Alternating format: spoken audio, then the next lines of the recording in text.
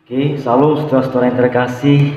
Kita kembali merenungkan kebenaran firman Tuhan pada kesempatan ini, saudara. Dan pada kesempatan ini saya akan membahas untuk kita semua mengenai kristologi dalam Injil sinoptik.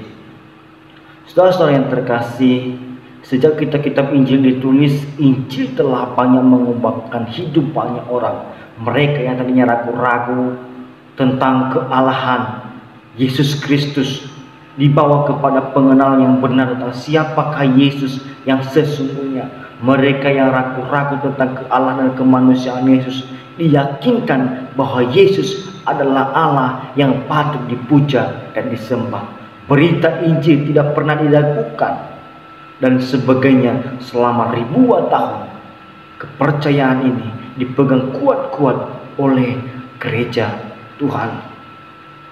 Saudara yang terkasih, di sini dalam pembahasan ini saya akan menyajikan buat saudara-saudara semua tentang bagaimana pemahaman Yesus atau bagaimana diri Yesus memahami dirinya sendiri dan bagaimana pandangan-pandangan orang lain terhadap dirinya, serta apa hubungannya antara kedua pandangan tersebut.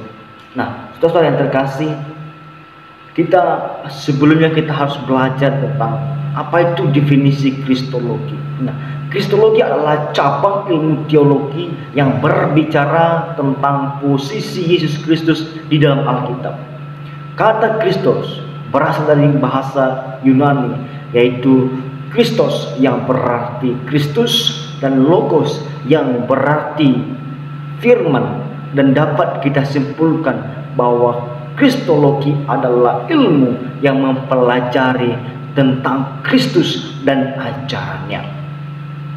Nah, saudara yang terkasih, dalam Injil sinoptik terbagi atau terdiri dari 3 kitab. Yang pertama itu adalah kitab Matius. Nah, kitab Matius ini, saudara, ditulis pada tahun 60 sampai 70 Masehi, ditujukan kepada orang Yahudi dan bukan Yahudi, saudara yang terkasih. Kitab ini tulis bertujuan untuk membuktikan Yesus adalah Mesias, sang Raja kekal. Penulisnya adalah Matius, orang Lewi. Nah, kitab yang kedua yang termasuk dalam Injil sinoptik adalah Injil Markus.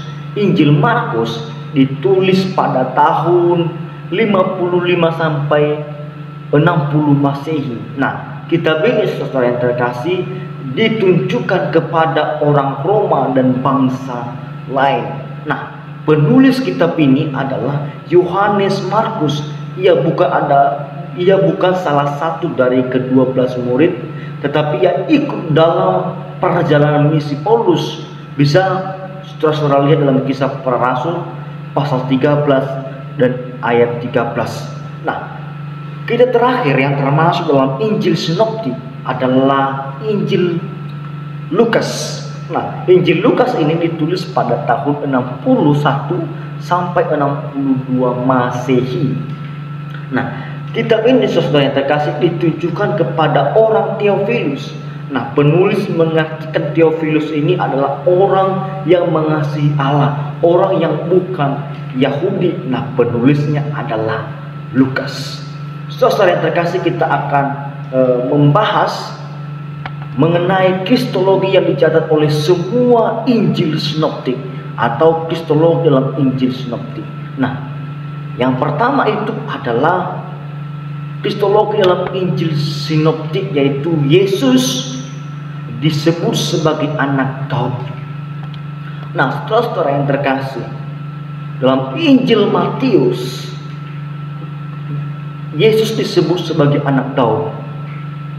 Terdapat 9 kali diulangi Yesus anak Daud, Yesus anak Daud dalam berbagai macam peristiwa. Dalam Markus juga mencatat hal yang sama. Terdapat, saudara, 4 kali diulangi Yesus sebagai anak Daud, Yesus sebagai anak Daud.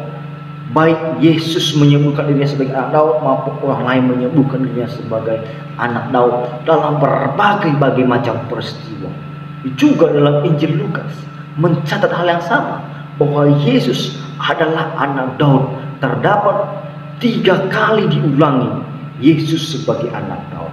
Nah, pertanyaan kita, apa makna Yesus disebutkan sebagai anak Daud? Apa tujuan, apa arti Yesus disebutkan sebagai anak Daud?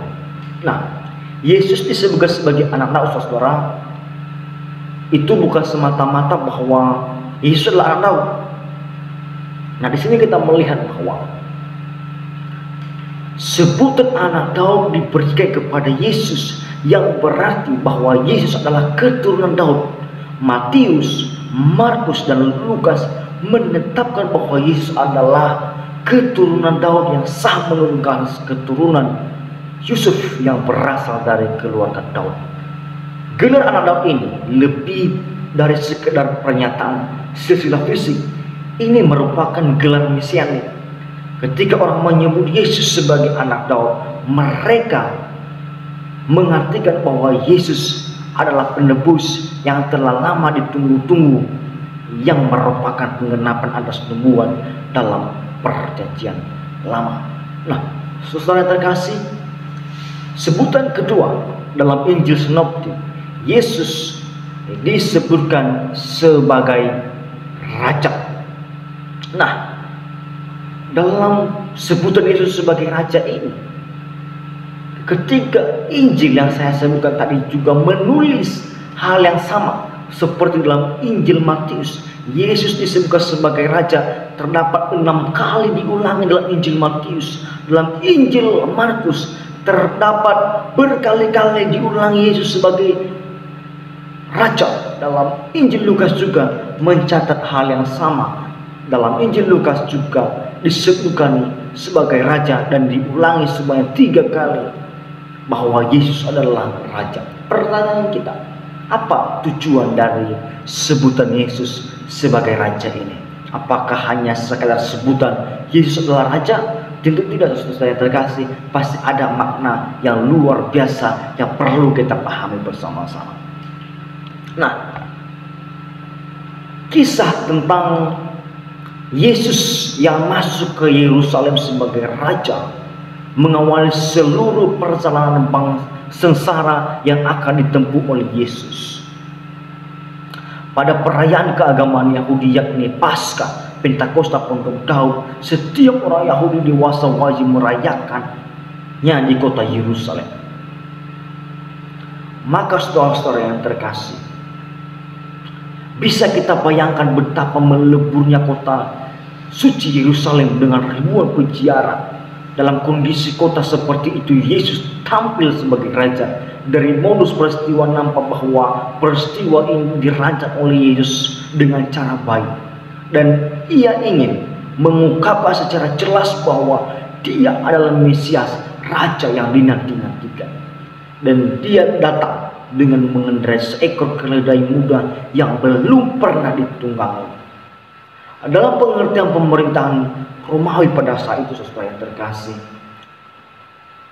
gelar seorang raja diberikan kepada seorang jenderal yang berhasil membawa kemenangan gemilang dari suatu peperangan yang dahsyat, sehingga ketika jenderal Romawi yang berhasil membawa kemenangan tersebut kembali pulang ke Roma, dia akan mendapat suatu sambutan yang sangat meriah dari rakyat Romawi, dan kemudian dia mendapat sebuah gelar, yaitu Kaisar, dan juga bisa menjadi Raja. Nah, saudara-saudara yang terkasih, kita bisa membayangkan bahwa jadi pengertian Raja dalam konteks zaman Tuhan Yesus itu hidup menunjukkan kepada seorang yang berhasil membawa kemenangan gemilang setelah melewati suatu pertempuran hebat dan kemudian dinobatkan menjadi seorang penguasa mutlak. Pertanyaan kita, bila demikian, apa makna sebutan tulisan dari Pilatus di atas kayu salib ketika Yesus disalibkan? menyebutkan dirinya, yaitu inilah raja orang Yahudi. Jelas saudara yang terkasih, jelas tulisan tersebut sama sekali tidak menunjukkan sesuatu pengakuan yang tulus bahwa Yesus adalah raja orang Yahudi. Sesungguhnya tulisan di atas kayu salib itu mengandung suatu ejekan saudara, atau suatu bentuk hinaan untuk mempermalukan Tuhan Yesus serta orang-orang Yahudi yang nandanya kira-kira seperti ini saudara. Seperti ini kira-kira nada yang dituliskan dalam di atas kayu salib itu. Seperti ini kira-kira nadanya saudara. Masakah raja orang Yahudi seperti ini? Di manakah kehebatannya dan di manakah kemenangannya?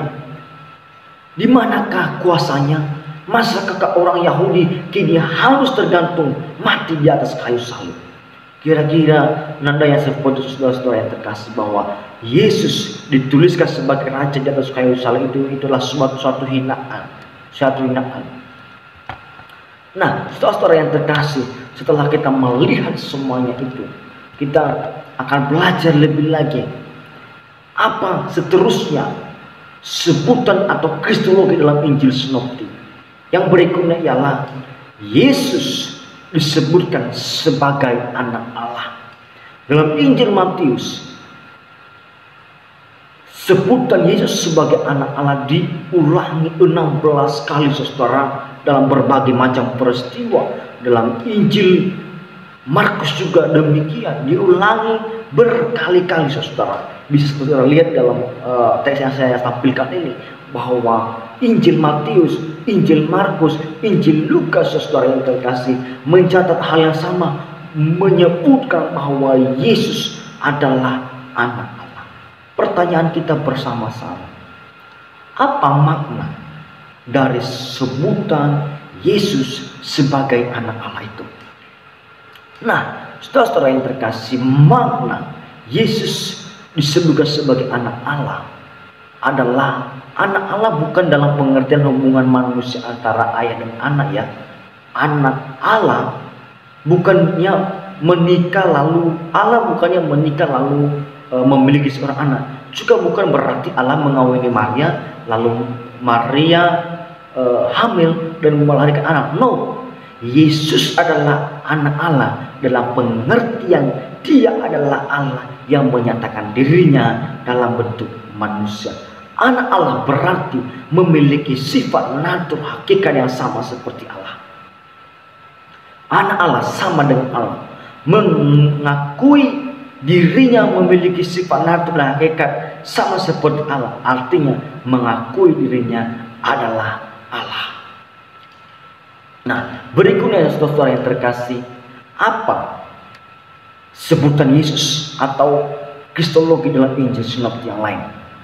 Selanjutnya dia disebut sebagai guru. Nah, dalam Injil Matius, Markus, dan Lukas mencatat berkali-kali bahwa Yesus adalah guru. Nah, pertanyaan kita bersama-sama, mengapa Yesus disebutkan sebagai guru? Ini adalah pertanyaan kita bersama-sama. Mengapa? Nah, mari kita lihat bersama-sama mengapa Yesus disebutkan sebagai guru. Nah, Yesus sendiri diutus oleh Bapa untuk menjadi guru atas manusia. Yesus sebagai seorang guru karena memiliki berbagai hikmat dan daya mengajar yang mampu menarik perhatian dan yang tidak biasa pada zaman itu.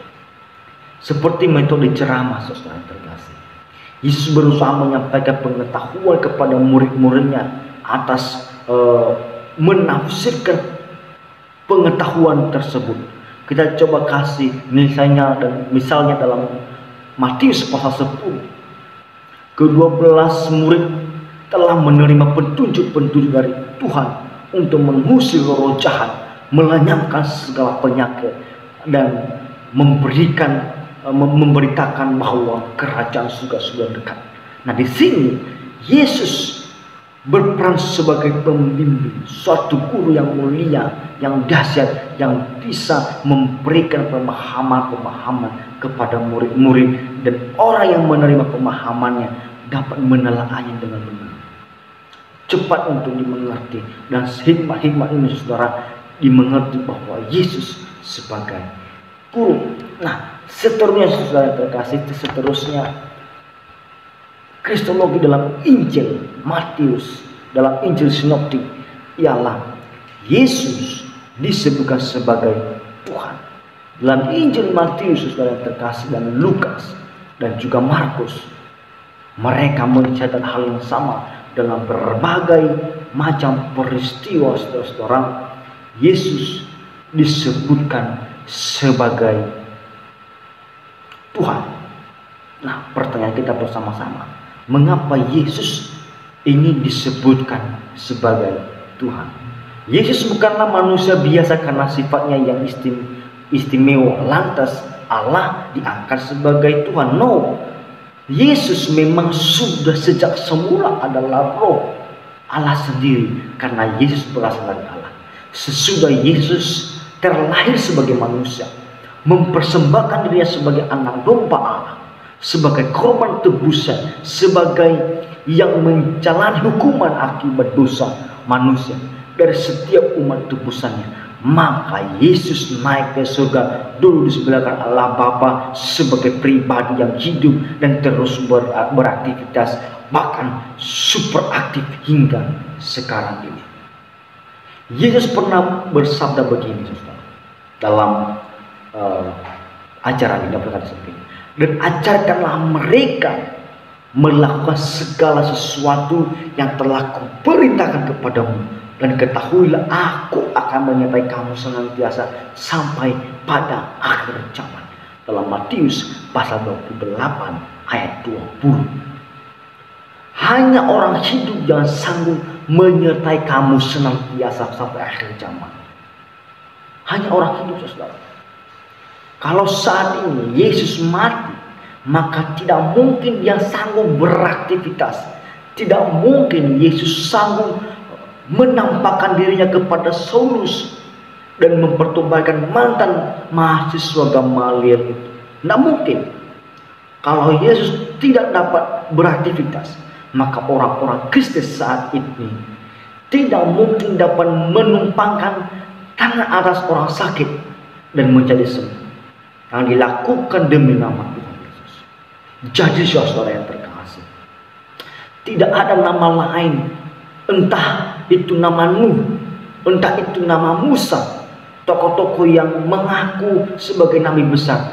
Tidak ada satupun yang pernah mati, pernah bangkit dan hidup untuk selama-lamanya, kecuali Tuhan kita, yaitu Yesus Kristus.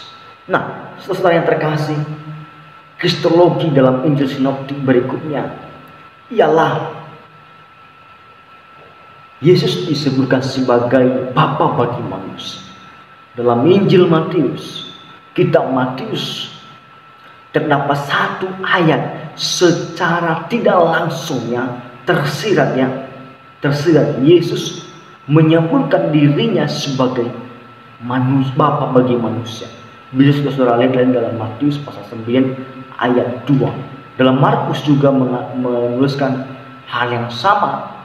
Secara tidak langsung dia menyebutkan dirinya sebagai Bapa bagi manusia, dan Lukas mencatat hal yang sama.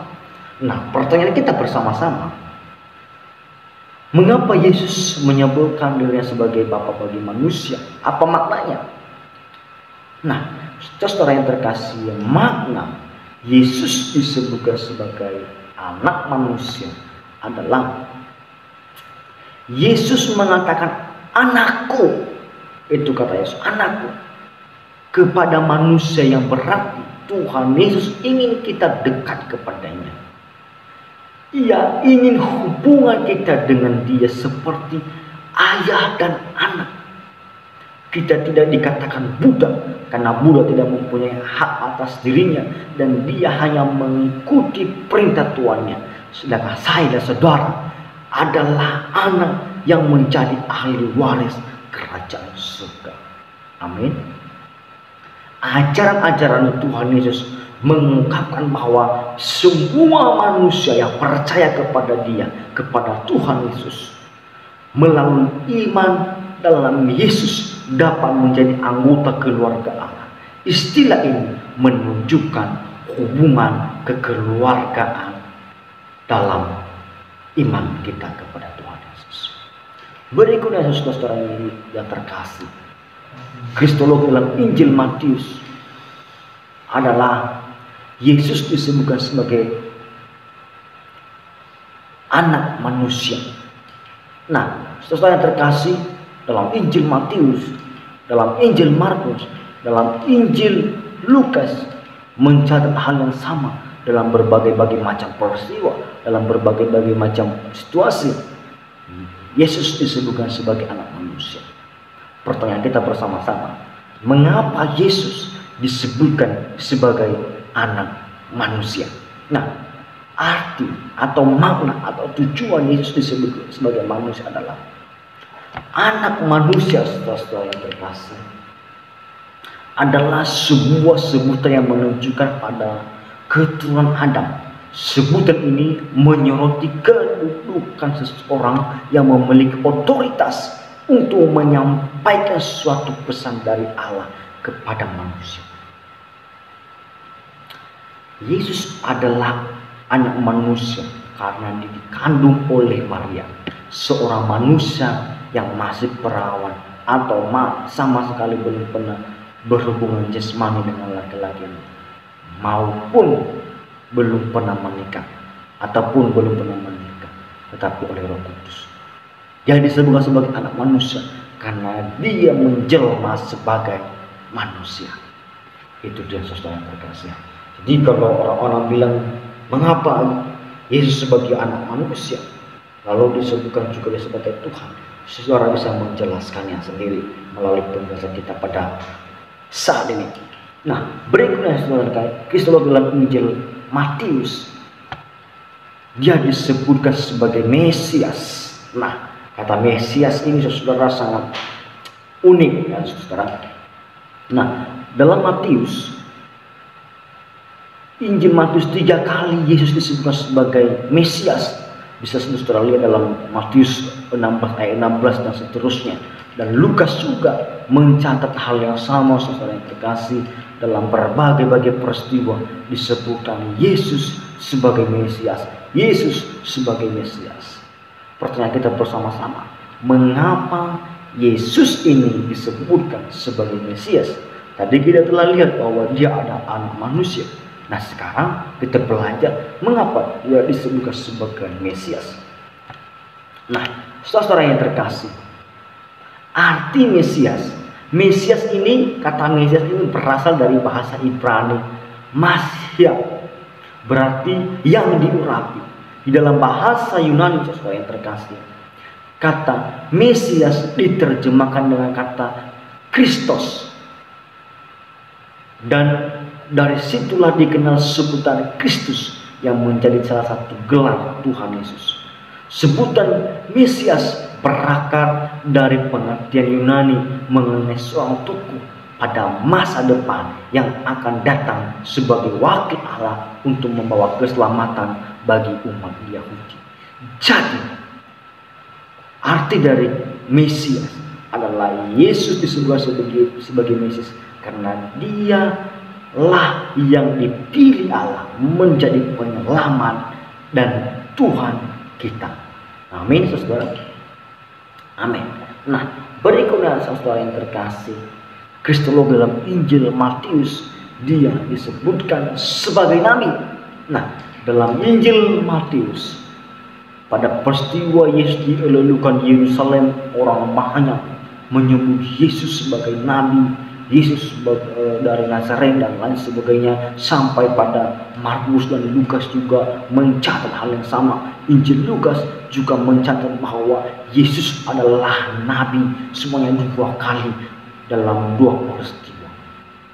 Yesus sebagai nabi. Nah, pertanyaan kita bersama-sama, ketika kita mendengarkan Yesus sebagai nabi ini, apa makna dari sebutan dia sebagai nabi? Nah, saudara yang terkasih, nabi adalah seseorang yang menerima wahyu dari Allah, terutama dalam bentuk fisik. Istilah lain yang dipakai ialah manusia dari Allah, utusan Allah dan pengawal. Dalam perjanjian baru dipakai kata prothetes, dan kata ini terdiri dari kata pro dan phemi yang berarti mengatakannya langsung. Dengan demikian, Nabi adalah orang yang dipanggil untuk menjadi mulut Allah. Artinya, saudara yang terkasih, orang yang dipanggil menjadi Nabi itu dijadikan Allah untuk berfirman kepada umatnya. Ini menunjukkan bahwa Nabi adalah yang melayani Tuhan secara khusus. Jabatan Yesus sebagai Nabi adalah sebutan yang berdasarkan pekerjaannya yang berfirman kepada saya dan saudara. Nah, saudara-saudara terkasih, saya akan menyimpulkannya dalam Kristologi dalam Injil Matius. Nah, yang pertama, saudara terkasih, kesimpulan dari saya, ya, Matius, Markus dan Lukas mencatat peristiwa yang sama dalam kehidupan Yesus dan dalam urutan yang kurang lebih sama. Kedua, Kristologi dalam Injil Sinoptik ini memperkaya orang-orang percaya saat ini untuk mengetahui identitas Tuhan Yesus yang manusia sebutkan kepadanya dan yang ia sebutkan terhadap dirinya sendiri. Nah, saudara-saudara yang terkasih, dari gelar-gelar yang telah kita bahas tadi di atas, membantu saya dan saudara melihat bagaimana jalan pikiran murid-murid dalam perjumpaan, pengalaman, dan persekutuan dengan Yesus Kristus selama hidupnya. Dan kemudian dengan sungguh diteguhkan oleh pengalaman mereka akan Dia sebagai Tuhan yang bangkit di antara orang mati. Dan akhirnya berkembang dari waktu ke waktu mereka mengabarkan Injil dan mengajar di antara masyarakat Yahudi dan Helenisme. Saudara-saudara yang terkasih, Yesus sebagai dengan gelar Kristus dan sebutan juru selamat, semuanya bukan hanya sekedar memberikan pengajaran, melainkan justru memerankan fungsi penyelamatan. Dan gelar Tuhan dan Anak Allah jelas menyatakan bahwa Yesus adalah Raja Ilahi yang datang dan diwakilkan ke dunia. Dan sebutan kudus diberikan untuk menegakkan hakikat kekudusannya, sekaligus keteladanan bagi manusia yang harusnya hidup kudus sama seperti Dia. Nah, saudara yang terkasih, yang terakhir, tidak ada seorang pun yang pernah hidup di dunia ini yang sanggup memikul gelar-gelar kekekalan seperti Tuhan Yesus. Dan itulah yang membedakan Tuhan Yesus dengan para nabi yang lain. Hanya Dia yang mampu memikul gelar-gelar itu, saudara yang terkasih. Paling terakhir, saudara yang terkasih, adalah dengan gelar-gelar itu mengungkapkan hakikat Yesus yang luhur sebagai Allah, yang menjelma menjadi manusia, dan keadaan manusianya Ia bergelar Anak Allah, yang menyiratkan keilahiannya dalam tugas penyelamatan sebagai Mesias dan Juru Selamat, dan kekudusannya yang patut dipermuliakan sebagai Tuhan. Nah, saudara yang terkasih, demikian saja penjelasan tentang Kristologi dalam Injil Sinoptik. Biarlah melalui penjelasan ini saudara dapat terberkati bahwa Yesus disebutkan dalam bermacam-macam sebutan. Jadi kalau diperdebatkan mengapa Yesus disebutkan sebagai manusia lalu disebutkan juga sebagai Tuhan? No, kita bukan mengangkat Yesus sebagai Tuhan. Memang sudah dari sononya Dia adalah Tuhan yang kekal. Nah, itu juga saudara terkasih. Terima kasih telah menyaksikan pembahasan ini. Semoga bermanfaat dan sampai jumpa di video berikutnya. Tuhan Yesus memberkati. Salam.